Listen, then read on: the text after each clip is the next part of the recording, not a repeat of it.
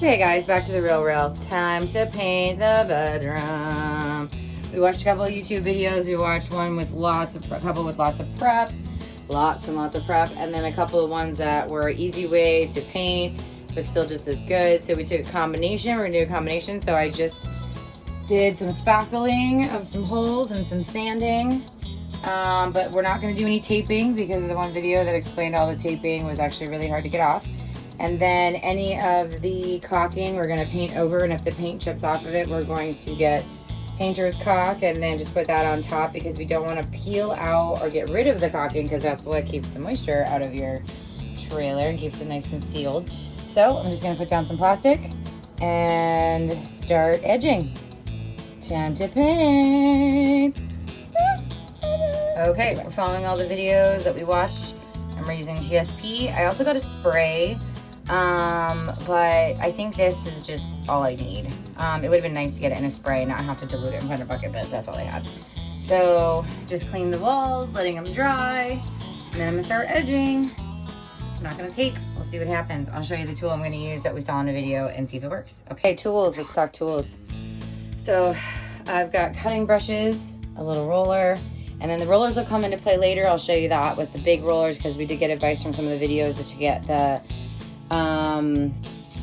extra textured brushes, like the very fluffy rollers, and that supposedly helps with the wallpaper.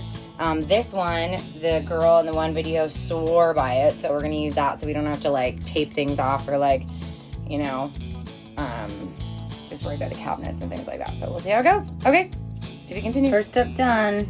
Did all the detailing around all the edges, and they weren't kidding in the videos. Trailers are nooks and crannies. So many nooks and crannies everywhere. So I gotta look at the time. I don't know how long this took me, but I used that like cutting spade kind of thing. It worked really great. And a very small, I think it's like 1.5 inches cutting brush.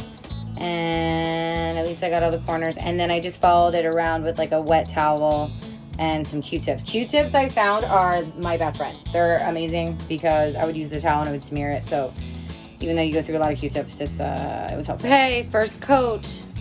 Not too shabby. I can tell you one thing, it's a little tedious because they weren't kidding in the video. It's painted back there. I'll show you that eventually.